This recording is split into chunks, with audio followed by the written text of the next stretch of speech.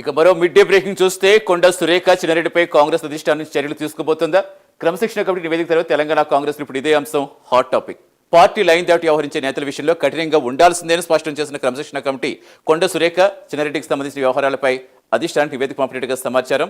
దీంతో ఇద్దరు నేతలపై వేటు తప్పదా లేక హెచ్చరికతో సరిపెడతారా అనే ఉత్కంఠ కూడా పార్టీ వర్గాల్లో కొనసాగుతోంది.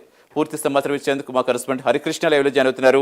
హరికృష్ణ, ఏంటి కొండా సురేఖ ఇష్యూ గత 4 రోజులుగా చూస్తున్నాం. ఇటు చాలా మందికి సంబంధించి ఏం తీసుకోబోతున్నారు, ఎటువంటి యాక్షన్ తీసుకోబోతున్నారు, ఎలాంటి హెచ్చరిక ఇవ్వబోతున్నారు, పార్టీ లైన్ దాటి మాట్లాడే వారికి ఇప్పుడు ఎలా ఉండబోతుంది? ఎందుకంటే ఒక మంత్రి స్థాయి వ్యక్తి అసలు ఆ మీద తీసుకుంటే మిగతా వాళ్ళ పరిస్థితి ఏంటి? ఈ విధమైన చర్చ చాలా జరుగుతోంది. ప్రస్తుతం ఏం జరిగే అవకాశం ఉందనుకోవచ్చు?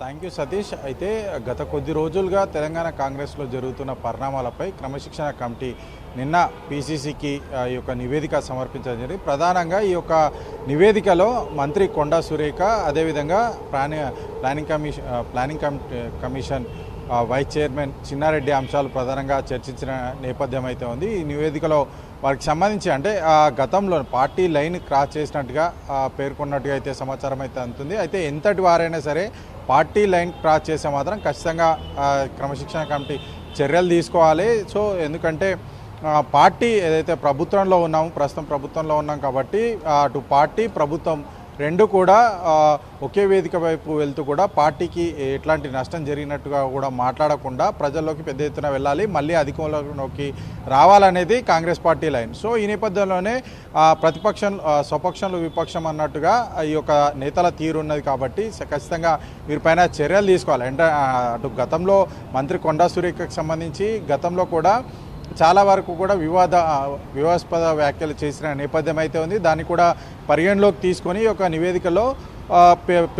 నివేదిక ఇచ్చామంటూ కూడా క్రమశిక్షణ కమిటీ చెప్తుంది. అయితే ప్రధానంగా ఈ అంశాలకు ఒకసారి పరిశీలిస్తే గతంలో ఈ యొక్క కొండా సురేఖకు సంబంధించి పలు వివాదాస్పద వ్యాఖ్యలు చేసిన నేపథ్యంలో పార్టీకి డ్యామేజ్ జరిగిందంటూ కూడా పేర్కొనడం అయితే జరిగింది. అంతేకాకుండా కొండా సుస్మిత కూడా గతంలో కూడా సీఎం పైన వివాదాస్పద వ్యాఖ్యలు చేసిందంటూ కూడా ఈ యొక్క క్రమశిక్షణ కమిటీ తమ నివేదికలో పేర్కొనడం జరిగింది. అంతేకాకుండా ఈ యొక్క కొండా సురేఖ మాజీ ఓఎస్డీ కూడా పలు కేసుల్లో కూడా నిందితుడిగా ఉన్న పలు కేసులు కూడా ఎదుర్కోవడం పెద్ద రాష్ట్ర వ్యాప్తంగా కూడా ఈ అంశం చర్చనీయాంశంగా మారిందంటూ కూడా క్రమశిక్షణ కమిటీ తమ నివేదికలో పేర్కొంటుంది. అంటే గతంలో జరిగిన ఈ యొక్క అంశాలు, అంటే గతంలో ఎప్పుడైతే ఈ కొండా సురేఖపై ఫిర్యాదు చేసిన నేపథ్యంలో ఆ అంశాలు పరిగణలోకి తీసుకొని అప్పుడు వారికి నోటీసులు ఇచ్చి వివరణ కోరినప్పుడు వాళ్ళ మందలించిన, అంటే గతంలో ఈ యొక్క ఫస్ట్ టైం నెక్స్ట్ టైం ఇట్లాంటి రిపీట్ కావద్దు, పార్టీకి ఎట్లాంటి నష్టం జరగకుండా ముందుకు వెళ్ళాలంటూ కూడా వార్నింగ్ ఇచ్చాము. కానీ కొండా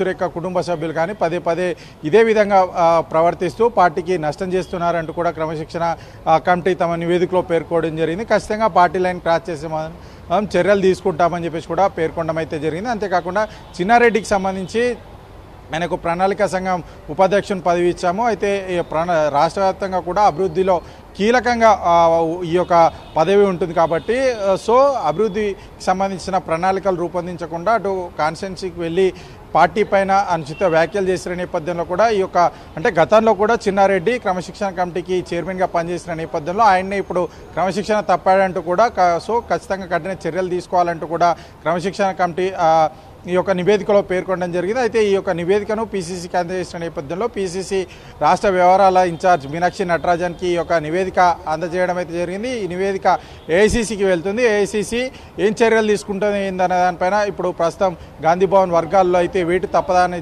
దానిపైన ప్రధానంగా చర్చ జరుగుతుంది. అయితే ఈ యొక్క ఎమ్మెల్యేలు, అదేవిధంగా ఎంపీలు, అదేవిధంగా ఆ స్థాయి వ్యక్తులు ఎవరున్నాయని సరే ఏఐసీసీ ఈ యొక్క వేటు వేయాలా లేకపోతే ఏంటనే దానిపైన నిర్ణయం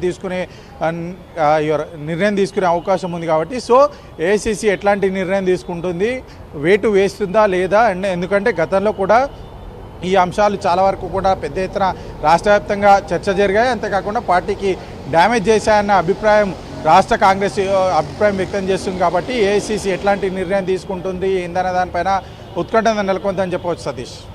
రైట్, థ్యాంక్ యూ హరికృష్ణ.